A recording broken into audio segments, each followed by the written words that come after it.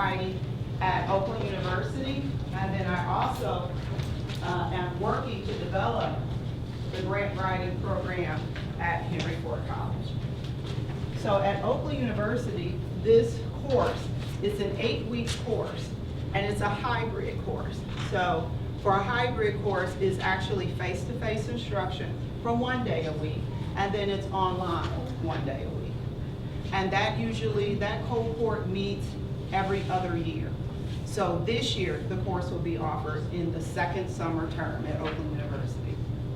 And these are students who are receiving or are in a cohort to receive their master's degree in public administration. So what Jim asked me to do today is to basically give you a little bit of that 8-week course, because it is an intensive course, crunched into 8 weeks, a lot of work. At the end of the course, each student does write and submit a grant. So if you are interested in that course, we will have that course in the fall at Henry Ford College. So today is just a brief overview, and unfortunately, I left a meeting to come here, and I have to leave you to go to another meeting. So we're gonna dive right into it. What I gave you today is, on the screen, is the Oakland University full 8-week version. I've condensed that into a handout, and that's what I have disseminated to you, is the down and dirty for today. Okay, because the first thing, before you even begin thinking about, if you want a grant, there are some things that you need to consider. So, and that's what we're going to talk about today. So the first thing is, what is a grant? Most people, when they come to me, because not only do I do grant writing for Henry Ford College, and I've done grant writing for Goodwill Industries of Greater Detroit prior to coming to Henry Ford College. But I'm at that 10-foot higher level in writing grants and managing grant writing teams. My other life is that I am on the board of directors for some small businesses, startups, people who want to develop their business, expand their business, but they don't have any money. This is typical when they come to me. They're looking for money. And so the first thing people always say is they want a grant. Well, grants aren't for certain things, and grants aren't for everybody. Recently I was on Michigan Matters, and I was talking to Carol Kane about sometimes you do need a business loan. So this is what grants aren't for. If you're just starting up your business and you're looking for funding for brick and mortar, renovations, infrastructure, get your business started, that's not a grant. That's a small business loan. That's a go to GoFundMe, set up a fund page where people are making donations. You have to be careful about that too, because a donation has to be a write-off. So you do have to be a 501c3 in order to be able to give someone a letter for their donation, because they're going to want to file it on their taxes. If you go to an investment firm, because of Shark Tank, everybody is going to investment funds. Remember, if they invest, they're going to want what? Money. They're going to want a return on their investment. So keep in mind that unless you got that great, next big brilliant idea, that may not be the way to go either. Most people, if they are looking for stuff for brick and mortar, startup, getting their business going, what's the best source of money to do that? Small business industry. Well, they're a resource, so they're going to point you in which direction to go. Family. Friends. Personal bank account. You are your best resource, because nobody is going to invest in your business outside of you and not want a return on their investment, even your family. Trust me, I've had 2 small businesses, and I had to personally tell my family that this is going to be a bust. And that's a hard conversation to have when they've spent their hard-earned money and given it to you. So If you're looking for brick and mortar, you're looking for startup of your business, a grant is not the way to go. Because a grant, you have to have an established business and a proven track record and the infrastructure to support a grant. Misappropriation of funds is a federal crime. So you do not want to take grant money and use it for anything other than what is on your itemized budget and is an approved purchase by your grantor. That's how people get in them orange jumpsuits. Federal prison is a nicer prison, but it's still prison. So you want to make sure that you have everything in place, and we're going to talk about that a little bit in order so you don't get in any trouble. So what is a grant? A grant is not a donation. It is given to you or awarded to you for a very specific purpose. So if a grantor is granting you money, they are giving you this money for you to either run a program or do something, whatever you proposed or whatever the grantor is asking you for. And you've responded to that grant and you were successful in your bid. You are signing on the dotted line that you are going to do exactly what you proposed to do. Now, there will be subsequent conversations where you will nail down specifically, what the deliverables are for that grant. But it will not deviate too far from what you originally proposed. Same thing with your budget. Whatever, because you have to give a budget proposal as well, and it is itemized. You will follow up and have a contractual conversation about the budget too. You cannot deviate too much further than what you originally proposed. So whatever you said, if you said you can do it for $5, they're going to want you to do it for $5. You can't go back and say, actually, it's going to cost me 10. It doesn't work that way. They are probably going to come to you and say, you said you wanted $5. Can you do it in 3? That's the way it goes. So, various types of grants. There's government grants. So these are your federal grants. This is on grants.gov, www.grants.gov. This is where you find those federal grants. Federal grants are for larger organizations that have the infrastructure to support those types of grants. Federal grants are the big boys. Most startups, small businesses, do not have the infrastructure in place to manage a federal grant. So when I say infrastructure, what do you think I'm talking about? What am I talking about? The board itself, how you structure your business. That's right. So all the stuff, like in small businesses, usually it's just you, right? You, administration, your HR, your finance, your marketing, your all those essential departments that aid a business and help a business run. That won't work for a federal grant. You have to have those departments, those infrastructures in place. So a federal grant, and I gave you a list of the essential documents that they're looking for. These are things that they're looking for. So you have to give your list of board of directors. You have to give your board of directors meeting minutes. You have to give the agenda. You have to give your minutes. All of that stuff for your board you have to give. You have to give your 501c3 designation letter. You have to give that. You have to provide audited financial statements. So if you're doing your bookkeeping in your back bedroom, that's not going to work. You have to have audited financial statements. That's not just for the federal government. That's also for philanthropic organizations as well.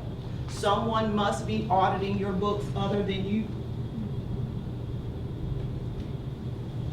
And there's a variety of different other documents that you have to provide. But most often when I'm working with very small businesses, they don't have those documents in place.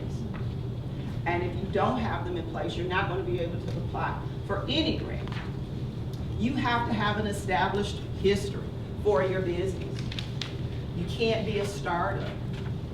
So you need to have been working in this business for a considerable amount of time. Every grantor varies. Sometimes it's 3 to 5 years, sometimes it's 5 to 10 years, sometimes it's 10 to 20 years. You can't just be out of the game. Nobody wants to take that risk. Because the risk is that you don't deliver on what you proposed and what you contracted to deliver, and they are going to want their money back. And that's not a pleasant meeting also. I've sat right in front of Janet Howard in the state of Michigan, where Goodwill Industries, who was in business for 90 plus years, and we did not meet our deliverables, and she gave us an invoice for thousands of dollars that she wanted back. So, you never write a grant to say you're going to do something and then you can't do it. That's what's it. You have to make sure that whatever you're proposing, you can deliver on. But more importantly, the grantor wants to know that you have a proven track record in doing that business, that type of work. Whatever they're giving you money to do, they want to make sure that you can do it. They are also going to ask you for references. You have to give references from other organizations in which they have paid you to do that same type of work. So if you don't have references, you're not ready. All of this stuff takes time. These relationships take time to build. And so you're going to need time before you can go out and apply for a grant. Typically 3 to 5 years. But you need to work with an expert who knows this business to make sure you're ready. And they'll help. So foundation grants. These are your philanthropic grants. These are your grants like your McGregor Fund, Kellogg Foundation, Knights Foundation. These are those philanthropic organizations. Now, they always have an area of interest. They don't give grants for everything. So when you are researching these type of grants, you have to look at, what are their areas of interest? It's the same thing with the Skillman Foundation. Skillman Foundation doesn't fund everything. So when you're looking for a grant, you are looking for a grant that meets or matches what your mission is, what services you deliver, what is your vision. There has to be alignment. So we call it mission shifting. When people are out there and they're just applying for everything and it's not a match. One, they're not going to fund you. This is a waste of your time. You need to find those philanthropic organizations that mission matches your mission and vision. Okay. Typically, with a federal grant, the federal government, depending on which department it is, they will tell you what they're looking for. So they will have a needs statement, and they will tell you very specifically, this is what we're looking for an organization to do. They've already identified the need. With a philanthropic organization, you can identify the need, as long as it matches with their areas of interest. So if your interest is education, and you've identified a need in education, and you believe that your organization can meet that need, you just need a little money to help you. Well, then you need to look for a philanthropic organization that will support educational opportunities and support educational funding. Federal government is telling you, we've already done the research. We've already done an asset analysis. We've already done a gap analysis. We know what the need is. We're just looking for an organization who can meet that need. And that's the same thing with any government funding. City of Detroit, same way. Government, county, same way. State, same way. They've identified the need. You're not going in and pitching to them. They're telling you what they need. You respond to what they need. Whoever responds adequately is the one who gets funded. Private giving. These are every corporation has a foundation. Every corporation. All of them. The difference is that your Ford fund, it's private giving. You can go in the same way you have a philanthropic organization, with the exception of they pretty much will fund just about anything. And you can go in and get the meeting, and if you get the meeting, you can pitch what your idea is. Now, granted, you know, they do have areas of interest and focus, but for the most part, they'll pretty much take a listen and take an ear to anything. Those are higher level meetings, they're harder to get. Typically, organizations such as Henry Ford College, we have a foundations department. And our foundations department focus solely on that private corporate giving. They're the ones who manage that. So again, if you don't have the infrastructure in place to manage those types of meetings, because they can be pretty intense, then probably that private giving may not be the direction you want to go in. Now, there are other private giving, like an art band. Art band has a foundation, and they've restructured their foundation or their giving in a very, very different way now. Now, they require a match. Does anybody know what a match is? You write, Put up your money first. 5,000, you gotta have 5,000 to match. Exactly, exactly. So if you raise 5, we'll give you 5. But they want you to show the money first. Knight's Foundation charitable giving will let you show the money on the back end, which is a mistake. But they will. So with our band, if you got your 5, we'll match your 5. And people do that in a variety of different ways. You know, they'll do bowling, they'll do pizzas, they'll candy, all types of stuff. Do you think that's going to get you to 5,000? It'll take a while. It'll take a long time, but it could. It could. You know, GoFundMe pages, all of those different things, that could probably get you there a little bit faster. There's a lot of competition with that. If you want to do a match, you have to do bigger events. Remember, it costs money to raise money. So, again, if you don't have the money to raise money, matching is probably not the way to go. Work with an organization. She was successful. I wrote a grant for her. She wanted to do a match. I wrote a grant for her for the NICE Challenge. She was successful. She was awarded $30,000. But she had to raise $30,000 because she wanted $60,000. So they informed her, if they will give, we will give you 30, you raise the other 30. And she did raise the other 30. She did. But she used the other 30 for other stuff. She did the bowling thons, she did, because she has a fitness business. So she also did Zumba thons, she did workout sessions, extra $10, you know, she did a variety of different things. She had talent contests, she did a lot of different things. I advised her to go a different direction. She did not take that advice. Ultimately, the person's in my position, we make recommendations on. I have to take it, it's just a recommendation. She decided to do her own thing. And so she raised the money, but it took her a long time. It took her a full year. What was your suggestion to her that she did not take and would have helped My her? recommendation to her is that she needed to think bigger. So if you want to do, you know, the small giving, you know, from donations, you have to cast a wider net. So one of the things that I told her is that she needed to rent out a movie theater. She can increase the tickets and she gets the back end from those tickets. Real simple, easy thing to do. I did tell her to set up the GoFundMe page because she could have cast a wider audience with that. Based on what she was trying to do. She would have garnered a lot of attention for that. She did a lot of skating and stuff like that.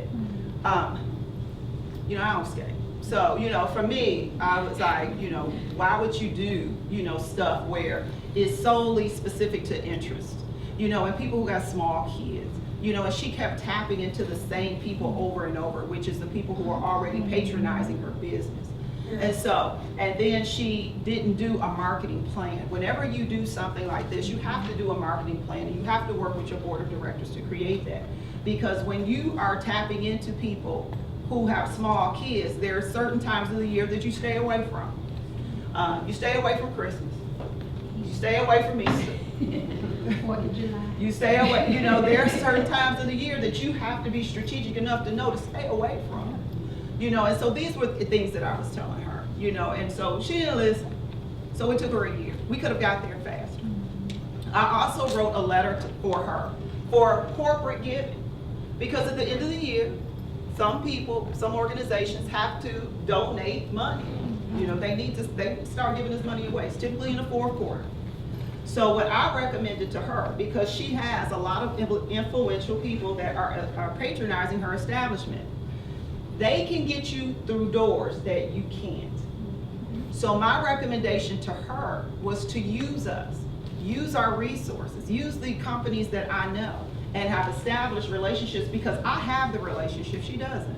Let me present this opportunity to them and get a donation, because $5,000 to a UAW4 is no money.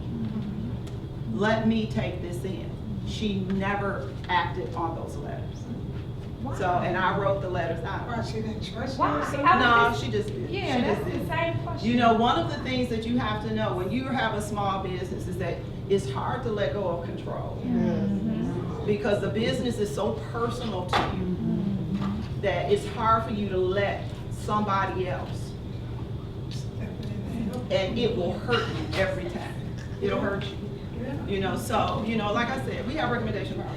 You know, I make recommendations, people can take them or they not take them. So the next thing is commercial ventures.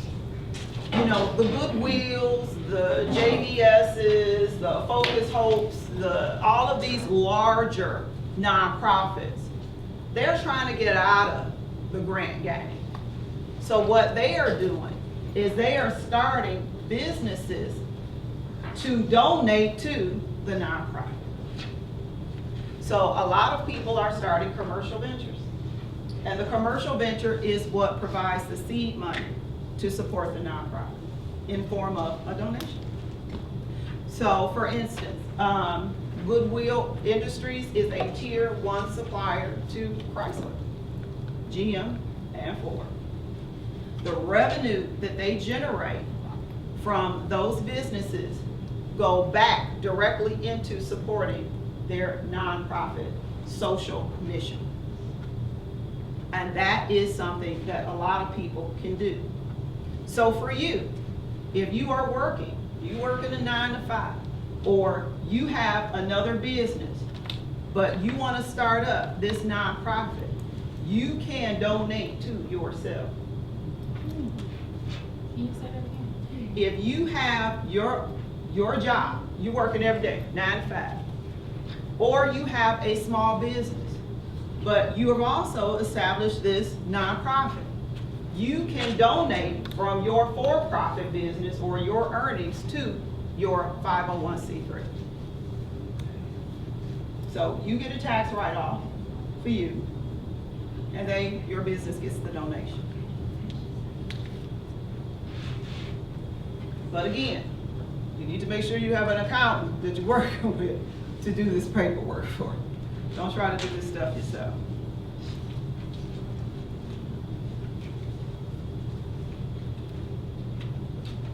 So I've already talked a little bit about what are the different types of funding streams.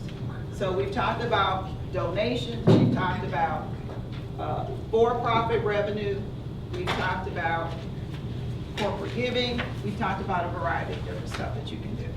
So what are the pros and cons? Why should an organization want grant money? Well, typically most people want money they don't have to pay back. That's usually it. That's usually the draw.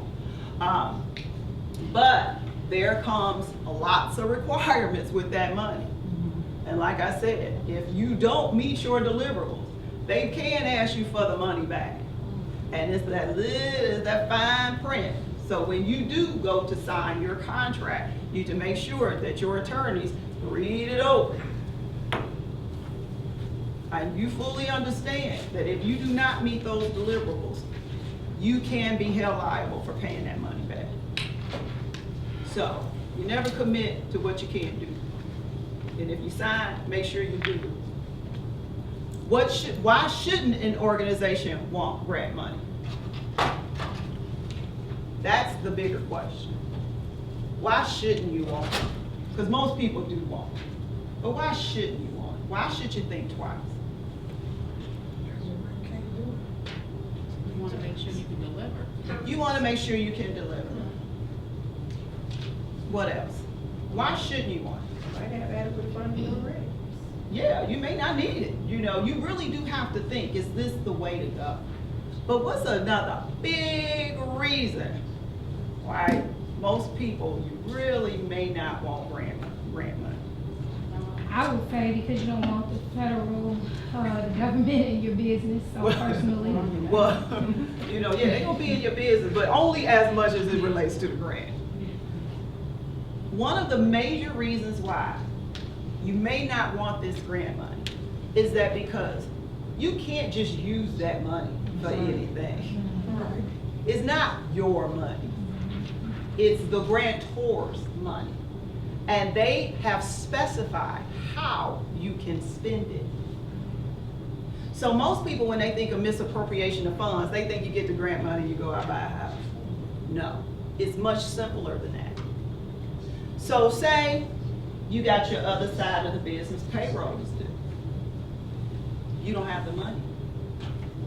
But in this segregated grant fund, you got $30,000. So you think, well, I'll just put the 30 in this other account, and then when I get my other money, I put it back. That is misappropriation of funds. That's illegal. You can't do that.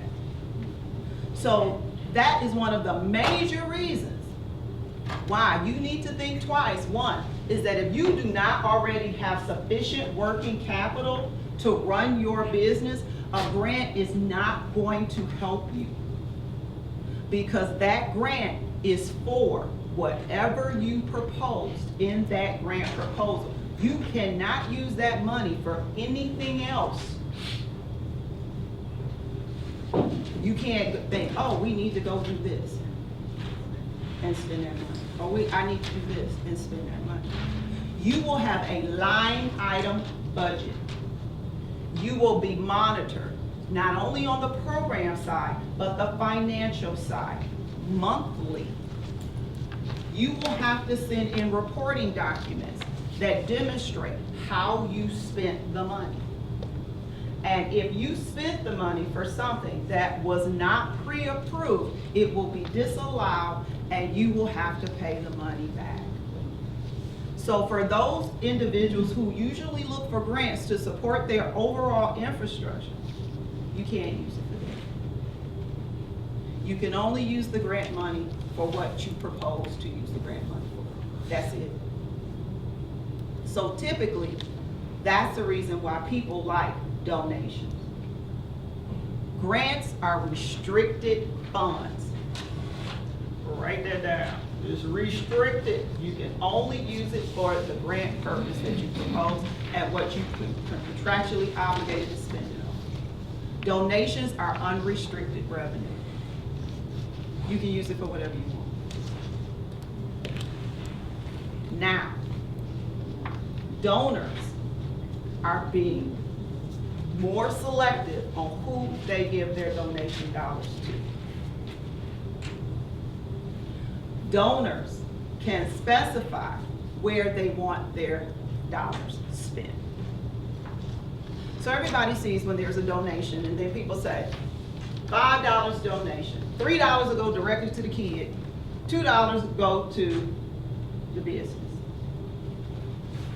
Because there is an administrative cost to running these programs, and you have to cover those costs.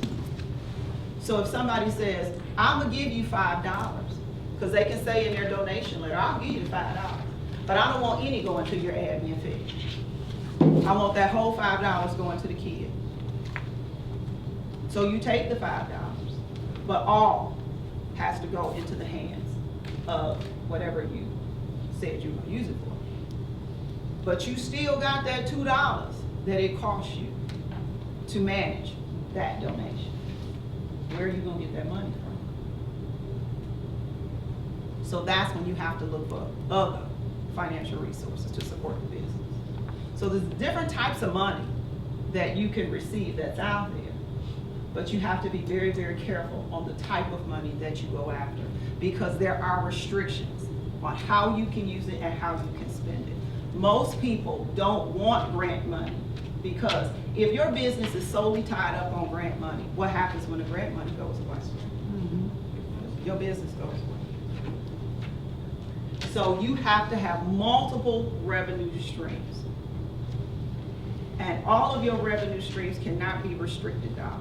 You have to have some unrestricted dollars. So you can use the money to offset your operational costs, because it costs money to run a business and to raise money. So you need to be careful about that. So typically with grants, you have to do a feasibility checklist. So this is how you can start taking a real critical eye about, is this something that you want to do? So one, you need to compare interests, missions, priorities, and strategies.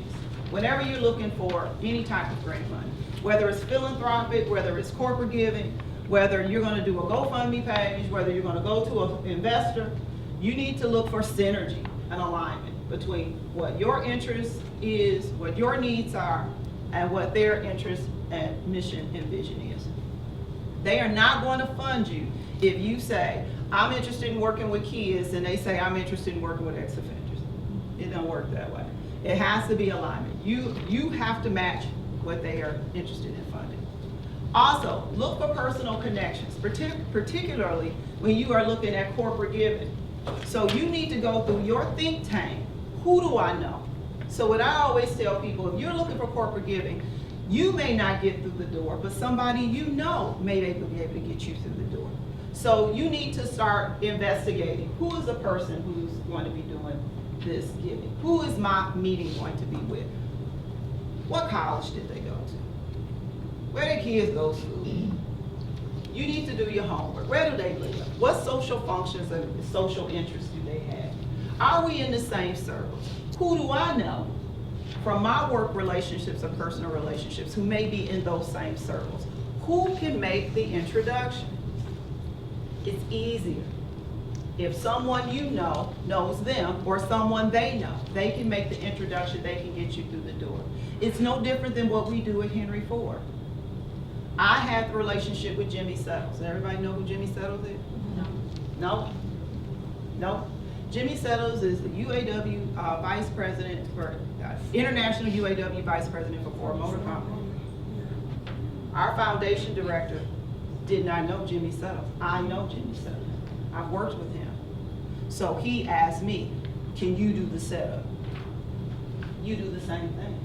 You just ask, who do you know? That puts your friend bank real close. You start looking at your friends, be like, they don't know nobody. You know, so you look at your friends and say, who do they know? What connections do they have? You know, are you looking for some funding from a sorority or a fraternity? You know, who knows this person? You start making those connections. Networking is everything. Business relationships are everything. Your personal relationships, when they start translating into business, is everything. Who do you know? Who do your friends know? Who can do those introductions for you? So that's important. Talk to other funded organizations. You know, here's the thing. Everybody is open. You can go on GuideStar, and I've given you some resources where you can find out all this information. It's public information. So if you have an organization that you know, because in business, we do it all the time. We say, hey, how did you get money from the Kellogg Foundation? You know, and they'll say, oh, this is what we applied for, and this is what we did, and this is who we talked to. This is their, because everybody has a grant cycle period.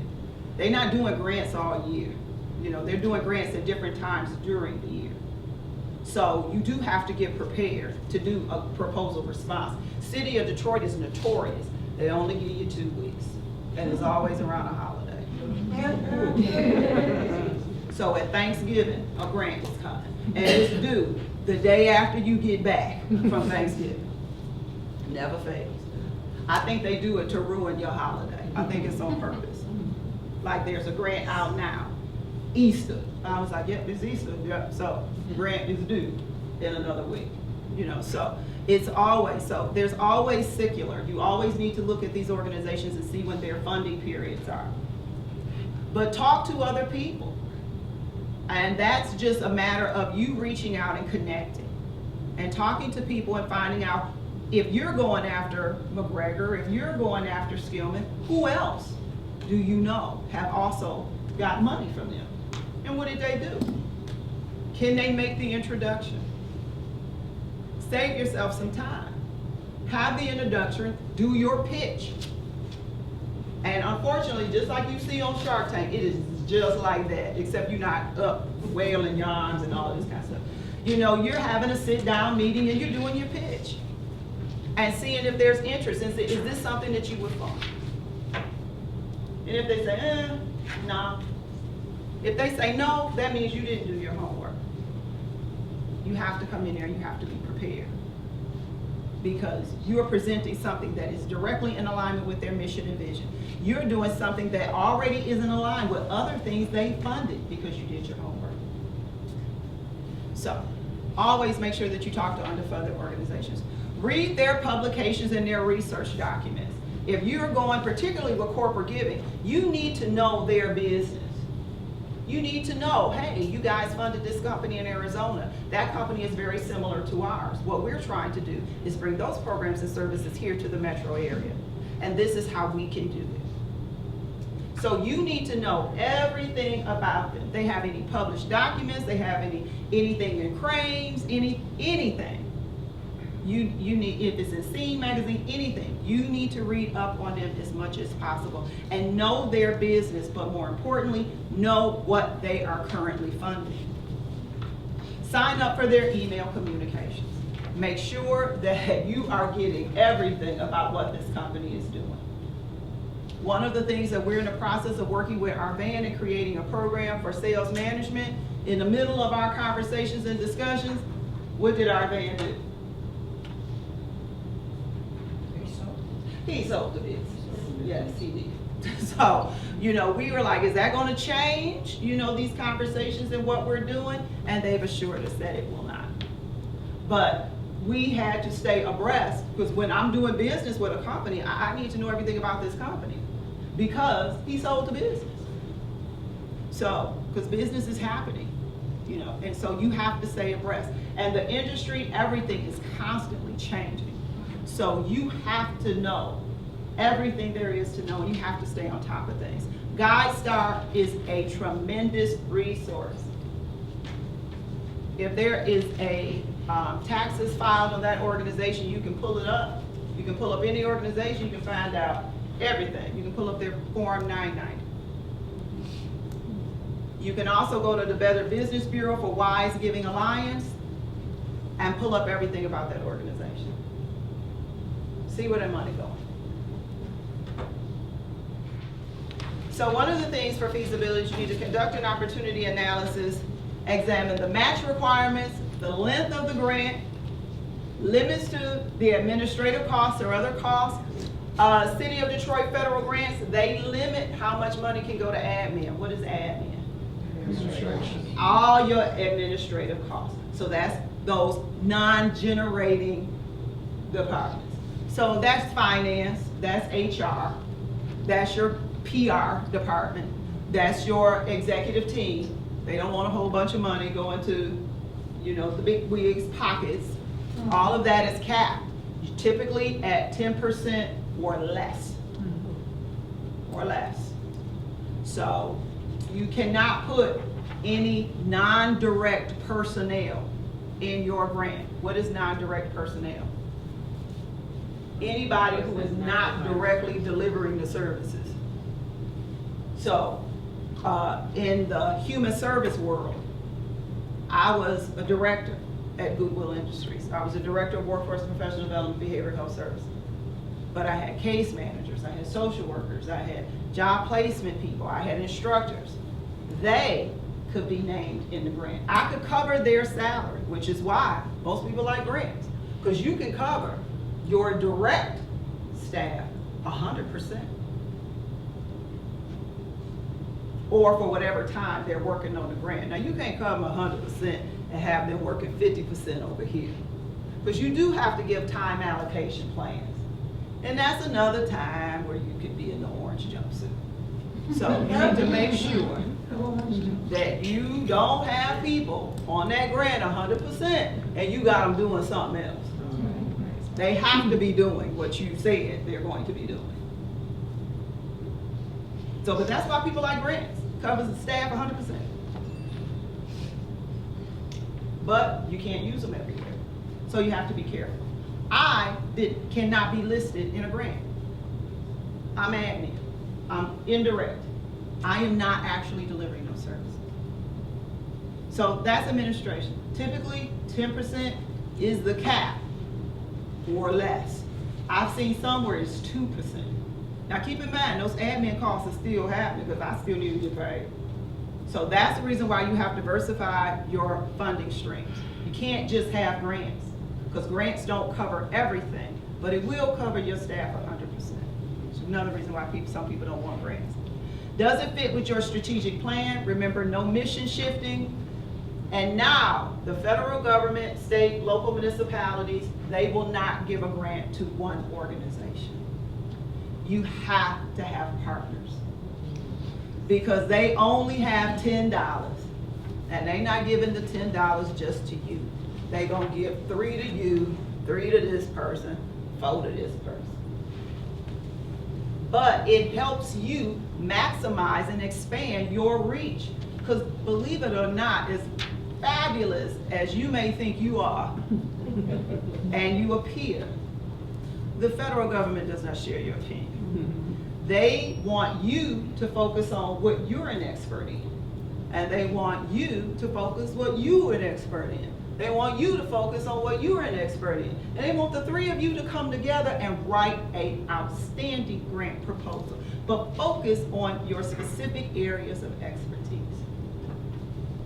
It saves them money, but gives you the opportunity to meet that prescribed need. You have to have partners. I remember back in the day, because I've been doing this for 30 plus years, I remember back in the day, we all was like, we weren't sharing nothing. Competition was real. And we wasn't telling nothing, we wasn't sharing nothing, we wasn't doing nothing. We wasn't coming to a meeting with nobody. I mean, that's the way it was. Yeah, nothing. You ain't getting nothing. You know, people were asking, they come to visit our establishment, and I say no. Because I didn't want them seeing my secret sauce and trying to duplicate what I'm doing, and we going after the same money. If $5 fall on the floor, we all diving for it. That's the way it was. Now, the government is forcing us to partner, forcing us to collaborate, forcing us to regionalize. And so you gotta play nice now, whether you want to or not. So you need to develop partners and relationships, people that you trust. So here's the thing, people not gonna partner with you just because they like you. If I ever look at a partnership, I'm going through your books, my attorney's talking to your attorneys. We gotta make it nice and legal, just in case we fall out. And that happens. It happens. You know, because they may not be pulling their weight, you may not, because you still gotta deliver. You still gotta deliver. So we all are relying on each other to meet our deliverables and our outcomes. You only get in bed with somebody that you trust. And trust goes beyond just a handshake agreement. You gotta do the legal stuff. You gotta make sure that they are fiscally solvent. First of all, the government is not gonna give anybody any money that is not fiscally solvent, or they got the nasty relationship with the government. That's not gonna happen. You can't owe the government and go after a grant. Well, They don't like that. Well, They don't like that. So you can't do that. Yeah, you can't do that. So you need to check each other out. And this is not a no, girl, I'm fine. You gotta check them out. Why is the government doing that? Because there's no money. Right. There's literally no money. So everything is secular. And every administration has a different agenda. That's the reason why people really have to pay attention to your politics. no matter who's in office, whether it's a Republican or Democrat, they come in with their own agenda. So right now, the president's agenda is defense. All money is going to defense. It's going towards defense. He is not a fan of social, economic, education programs. Those programs are in jeopardy of being cut 20-some%. Falls downhill. So if they are not giving grants or, letting out grants, then when they do let out a grant and you've got a service that is a dire need for the community, then you need to partner with another organization in order to continue the work that you're doing. As a community, we can't be too short-sighted where we say, if I can't just get it for myself, we're not gonna do it. Because you have identified a community need. And one of the things that government is now asking for is that when that grant ends, now most grants, federal grants particularly, are only 4 to 5 years. 4 to 5 years goes fast when you're getting paid from that grant. Because how am I gonna get a paycheck after this grant ends? Now grants are asking you for, is this feasible to sustain after we take our money out? They are not going to give it to you if you do not have a sustainability plan. Because remember you said that this was vital to the community. You had this brilliant idea. The community needs this, and they said, we agree. But if the community needs this, because you said they needed it, we said we agree, then we want you to continue this service after our grant ends, and you have to demonstrate that you will be able to do that. And that's not just write it down. They're going to want letters of references. They're going to want signed agreements from your partners.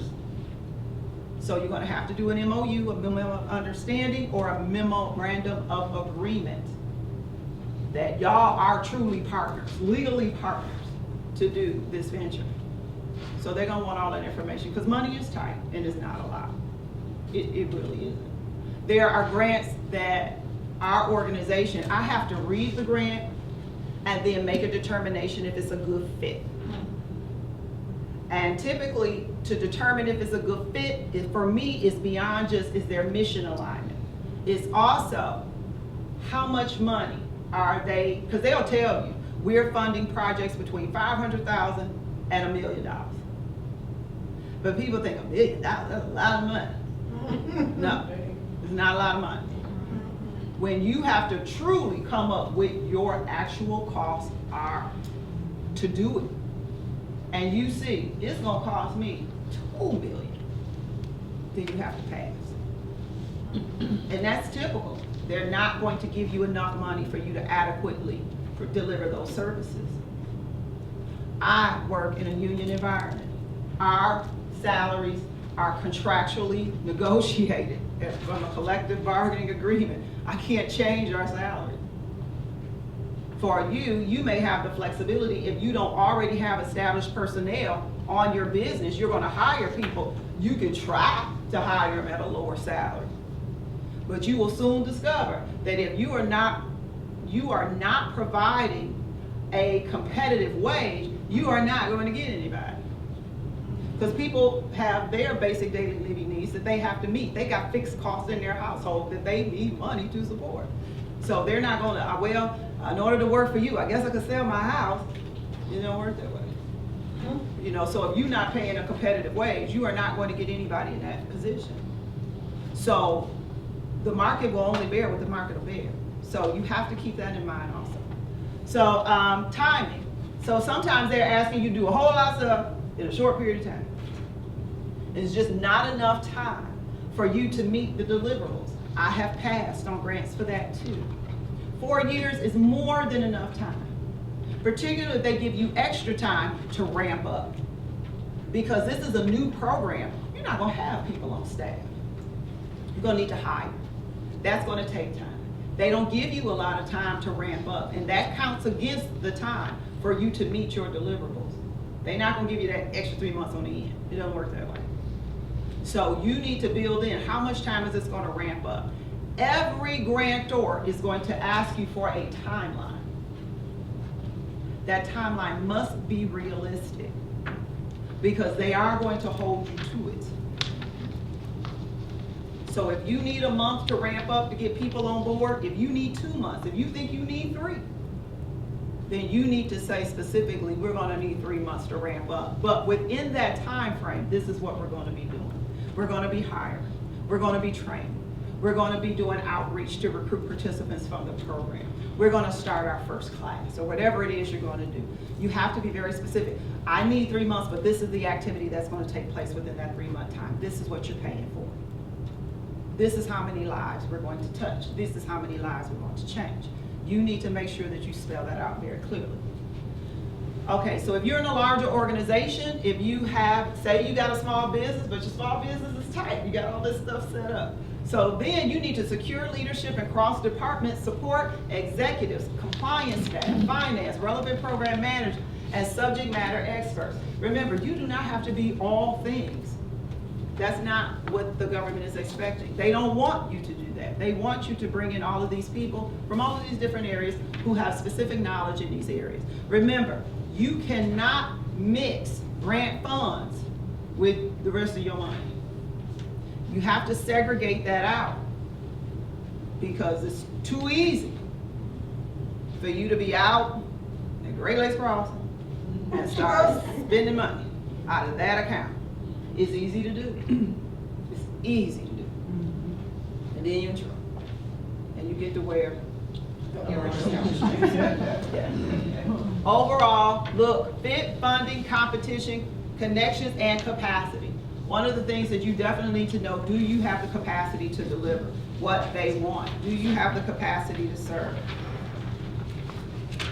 Determine if you have a clear purpose in pursuing a grant.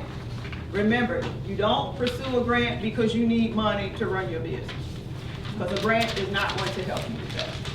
Are you pursuing the most appropriate grant opportunity? Have you read the entire grant opportunity and download the attachments? Review all the links associated with that grant. Most people, they don't read the grant. And I cannot tell you how annoying it is when I put together my grant team and I say, has everyone read the grant? And somebody says, no, I ain't read it. Things get missed when everybody don't read the grant.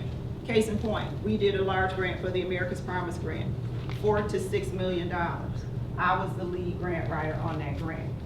Even though you are the lead grant writer, you are not solely responsible for reading that grant in its entirety. Everybody has to read it and highlight it and make sure you don't miss anything. Every grant will have a list of required partners.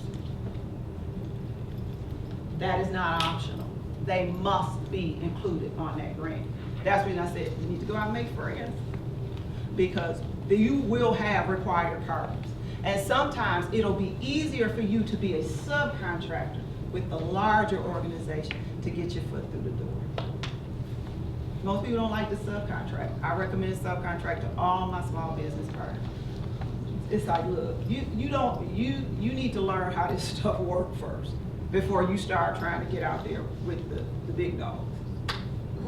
So we submitted the grant. And there's a lot of stuff that has to, you have to have a DUNS number, you have to have a SAMS number, you have to have all this kind of stuff when you're doing a federal grant. They make it hard for you. We did all of that. And I got a letter. And it said, your grant, no, we didn't get denied. We didn't even get read. You don't get read if you do not have all the required partners. I missed a partner. I missed a partner. That was a required partner.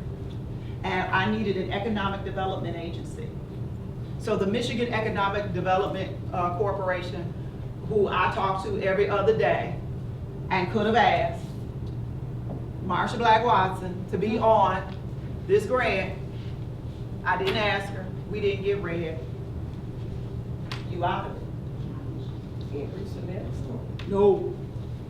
But I have partnered on another one, so I still got it. That's the reason why you have to partner. Because this was a collaborative regional effort. It wasn't, you can't just one entity responded. I had all the other partners But all of us, it was a team of 10 of us, we all missed that was a required partner. We all missed it. You never check us? Yep. Economic developer. You know, I am a professional, but I missed it, you know, because you're human. You're living with this document for weeks on end. You are looking at it, looking at it, looking at it, looking at it. And after a while, what do your eyes do? Get tired. Your eyes put it there for you. You know, so sometimes you know how you read something, there's a word missing, and your brain automatically will fill in that word. It's the same thing with grants. That's the reason why you have multiple people. So I knew that I had read it multiple times, but clearly, all of us around that table hadn't read it as much as we needed to, because we missed that. We thought it was a recommended partner, but it was a required partner, and we missed it. But because we had partnered with another group, a regional group, we still got it. That sounds like tricky though. If all of you missed it, it sounds We like all tricky missed it. wording or something. You know, and it's like, that's when you have to literally, what I do is I print all of those documents and I put it in a binder. And I go home, I get my quiet space, I get my highlighter, I get my sticky notes, and I highlight and sticky note what to come back to. I write in the margins what I need to go back to. And then I have another designated reader, which I had, to do the same thing. Then I require the other people. Now this person is outside of your group. So they're not hearing the same things we're hearing. They're completely clean. And we still missed it. So it happens. And you can't beat yourself up about it. It happens. So the other thing is that you need the support of your executive team and your board of directors. Even if you're a small business, you still need the support of your board of directors. You still need buy-in from your board of directors. You can't do it if your board of directors say no. Now, you can be like some of the other small businesses I work with, and even though the board of directors say no, you say yes. Then it's on you. Because ultimately, we have recommendation power on it. That's it. You are the one who is the ultimate decision maker, and when it comes to signing your name on a dotted line, it's ultimately going to be you. It's not going to be us. Have a prepared work plan and timeline to complete the grant proposal. That's important, because I can't tell you, one time, City of Detroit, one-stop operator proposal, I worked on it day and night, day and night, day and night. Our president and CEO, your president and CEO is the only person who can commit the organization, period. If you are not the president and CEO, you cannot commit the organization to anything. Now some folk do, but you're not supposed to. Our president and CEO came late, and then she wanted to go over this 300-page proposal, and we had 30 minutes to submit. And I'm in there having a heart attack. We got it to the City of Detroit. They have a clock on the wall. Everybody had to get it there before 2 o'clock. I made it there at 2:03, and they turned us around. It has to be submitted on time. And I cried. That was a lot of work. And we got turned around. I said, that's it. I left. I went to Florida for a week. I know that's right. I was like, I'm done. It's a lot of work. And because support from the executive team and board of directors, she knew what we was doing. She came in late. You literally have to anticipate everything.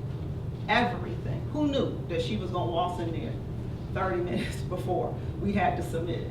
I was sitting there in that boardroom waiting for her to go through and sign. Can't submit it without the president's signature. Now, I could have lost my job and signed the name. You don't want to own a suit. Don't want to own a suit. So it's like, can't do that. Now, the other thing is we already talked about letters of support for memorandum of understanding, required cash match or in-kind contribution. So, in-kind contribution is not cash. It's not financial resources, it's tactical resources. So you say you're gonna donate, this is brick and mortar stuff. You're gonna donate space. You're gonna donate the use of your equipment. All of that has a cash value. That's the reason why your accountant has to do amortization of all of those things. How much does that cost? That's how much you're donating. You know, if you're donating your time, that's in-kind donations. They ain't paying for you, they getting you for free. We love in-kind. I could put a whole bunch of stuff on it in-kind. When it's cash, I'm a little short on cash. Most people are. So, but you can do fundraising activities to raise cash. So the next thing is, oh, I told you about www.grants.gov. You can also do the foundation directory online. It costs you money, but the 24-hour trial sign-up page, you got 24 hours. State sources, Michigan grants, watch, E-grams, the Council of Michigan Foundations. I mean, there's tons. I've got lists and lists and lists and lists and lists and lists and lists of where you can find a grant. But I usually don't give them out in the first setting because then people dive in and start looking for grants. It's like, you first need to see if you're ready for a grant. Do that work first. And then if the answer is yes, then I give you the list. All right. Now I want to go quickly down to, because this is a lot of stuff. What funders want to know? So you done went through all of this and you say, Pat, give me a list. And I say, okay, here you go. So what do the funders want? They want demonstration of need for the program. They want to see strong partnerships, collaborations, or linkages. They want an evidence-based model. So you can't just say, I know this will work. They want someone else with a proven track record who's done it before you. So this is the thing. You do your research. So go to Google Docs. Look up research papers. Type in a search, what you want to do. Whether it's educational based, whether it's working with ex-offenders, whatever it is that you're proposing to do, whatever it is. Type it in, pull up research papers for other companies, organizations who have also done that.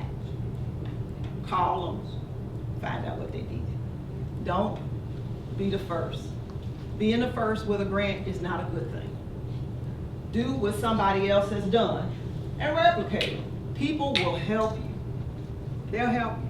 All you gotta do is call and say, hey, thinking about duplicating this model. You got an evidence-based model. Can you provide me your statistical data for this? Because they are going to ask you, how did it work? Remember that's that proven track record stuff? So you can say, it worked in Minnesota. Now here's the thing.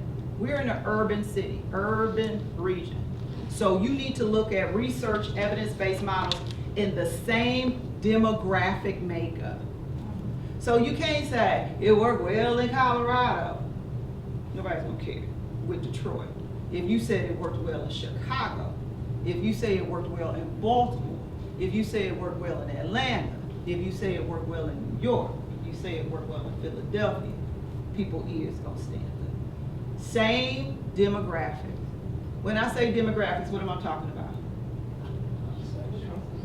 Age, race, gender, environment, culture, same demographic, income, same demographics, has to be the same.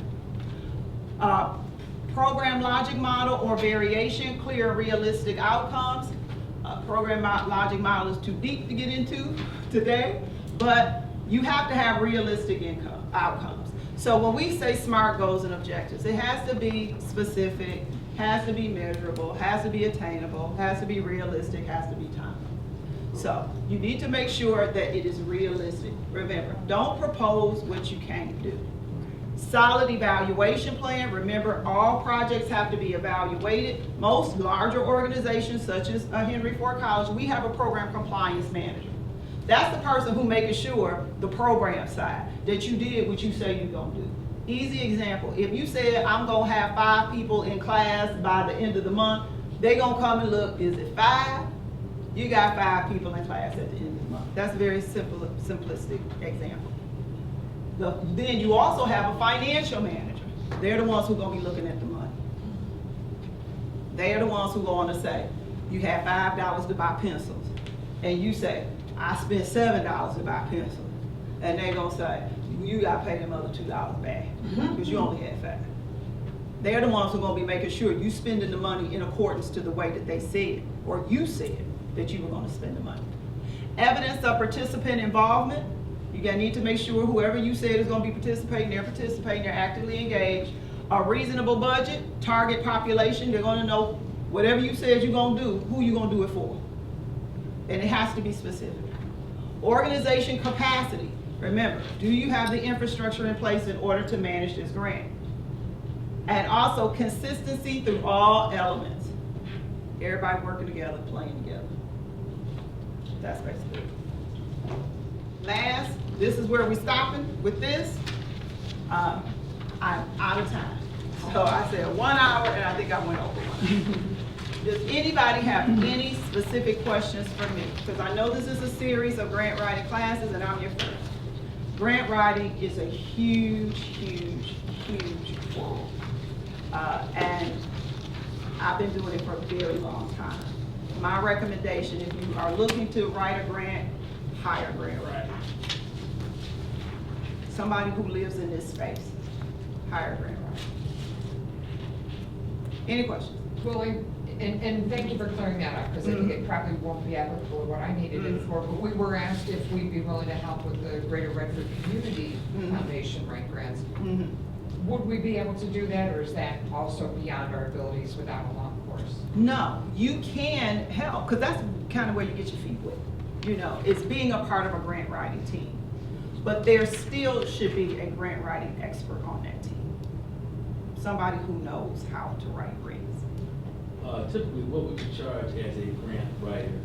You know what, everybody charges something different. You know, with me being on a board of directors for the various organizations, it's a working board, so I don't charge anything. That's, you know, it's a working board. So I work and write grants, that's my role. But most grant writers start at $50 and up per hour. Depends on how, because you can't put a grant writer in the grant and have them paid by the grant. You know, that's separate. And a grant writer gets paid whether you get the grant or not. Right, because they done their job. Yep, this is what I was paid to do, so I've done my job, so it's over. I have a question about the grant writer. What happens when you pay the grant writer?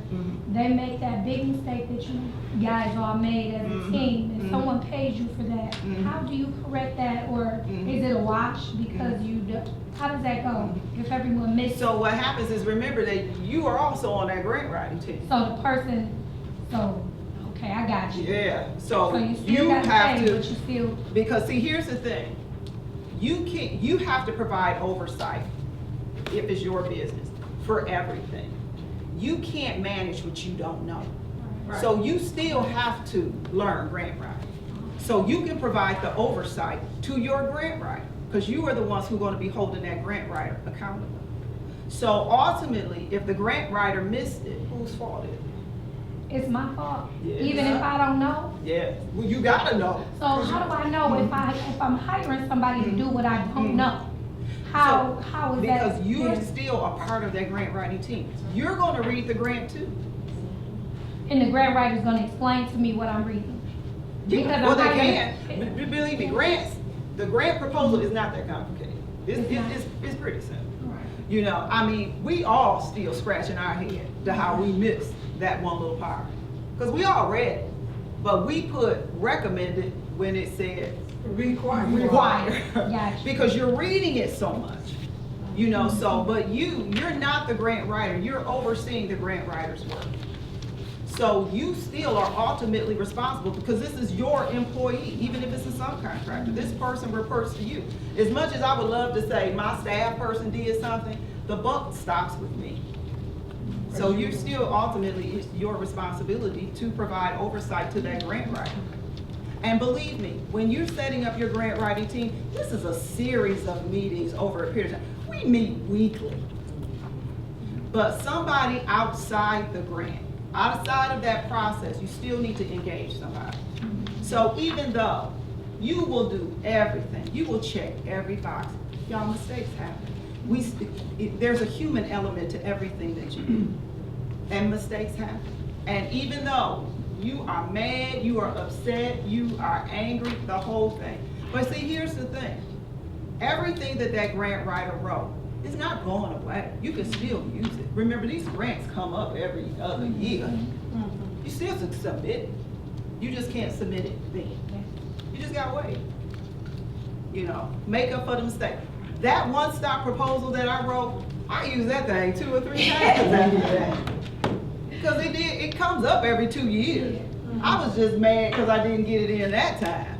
But I submitted that same thing, just changed the dates and submitted. I was ready day one. You still can use it, it's not like it's going away. So you just white out the dates and put in the new dates? Yeah, cause I got it, every grant that I've ever written, and I've got tons and tons of grants, I still have all of those. Right. So you use that, it's resource material, you use it. You know, things are circular, you keep using it over and over and over and over, you just make sure it's still relevant. Is it formulaic? Is it formulaic, like formula? No, I mean, it's narrative, it's words, it's text, you know, the budget usually is still the same. You use a structure though. Oh, yeah, it's a template, yeah, you do the grant writing. The grantor will tell you the format that they want it in. Yeah, and for this particular grant, the format did not change. Yeah. So, yeah, the template is the same, even with the federal government, everything is the same. You know, so as long as you're talking the same talk, you can submit the same stuff. You know, do it all the time. Question for you. You said that, okay, you did not get that grant because of that one minor mistake. It didn't even That get was a major read. mistake. Yeah. But you said you had partnered with another organization. Yes. If you had gotten that grant, would you have accepted money from both? I would have had both. Oh, you would have been? Yeah, I'm a able to. little greedy that way. No. Yeah, so yeah, yeah, I would have had both. Okay. So with this other one, I have the potential to, each person that I'm working with, we get funding for $4,500 per person we train in robotics for this particular grant. So I have the capacity to bring into the college, probably $6 million is the big overarching amount of money. But there's a collaborative, so it's not just Henry Ford College, it's multiple colleges that's involved, about 11 that's on this grant. So I'm just trying to get 1.2 million, because I am a sharer sometimes. So I'm just trying to get that and bring that revenue.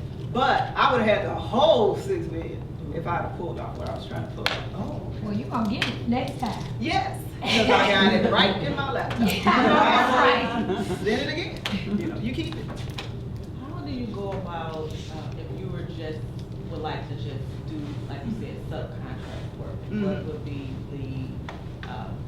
I guess, the networking for, or how should you go about just contacting funders who are applying for grants just to be a subcontractor? So what I do is first you gotta go the opposite way. You gotta go to organizations who are doing similar type of work that you are interested in. So all the time, when I was at Goodwill Industries and even here at Henry Ford College, I have small nonprofits contact me all the time and say, hey, we're looking to partner, you know.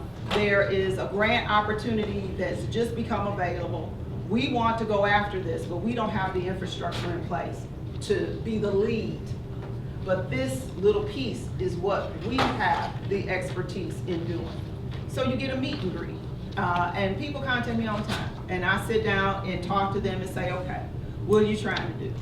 You know, one of the things of advice that I can give you is that, you know, even though you're small, nobody cares that you're small. You still got to appear as if you're large. So you still got everything that a large organization has in place. You still got to come with that. Because even though people are not supposed to judge, you know, judging is bad judge. We do. That's the reality of the situation. So if you come in, your stuff ain't in order, you know, I'm the type of person, I give people false hope because I meet with everybody. I'm required to meet with everybody. You know, it's part of my job. But I don't have to partner with everybody. So I will listen, and people pitch me ideas all the time. And I will send a nice little email and say, you know, thank you so much for coming into Henry Ford College. And thank you for considering Henry Ford College. At this time, we're gonna have to pass. I send it out all the time. Because when they came to present, they didn't have their ducks in a row. And I will tell them at that first meeting, this is what you need to do. Because I'm always looking for a proposal. What are you trying to do? How much you trying to do it for? When can you do it? I need everything, all boxes checked. And most people come in and they'll say, a proposal. Okay, so what all do you need in a proposal? If I got to explain it, you ain't ready. You're not ready. Google it. You know, it's like, I'm not doing your job for you. Right. Because if we get into a partnership, you gotta hold up your week. Right. And that starts demonstrating that day. So I'm not gonna do your work for you. So you have to everybody gotta hold up their end. So my recommendation is start reaching out to other organizations that's in similar or like business in what you want to do and start having those discussions. But before you even set the appointment, make sure you got everything in place. Because they're gonna be looking for the same stuff before they say, oh yeah, because then they're gonna go through your books. And if your books ain't in order, here's the thing, if you're not managing your own personal finances, chances are you're not gonna be managing your business finances. And on the personal side, if you mismanaging your personal finance, it only really impacts you and your family. But in the business, it's going to impact everybody, your employees, your partners, and most importantly, the community in which you are delivering services. The community needs those resources. If that resource goes away, you've impacted lots of lives. So hire an accountant, get a bookkeeper. If you know that this is not what you do, this is not your strength, get somebody you trust and have them manage your books. Because we are going to be looking at how you're running your business. So if you want to play in our playground, you got to have the same equipment. Any other questions? Thank you so much. Thank you. Information on here.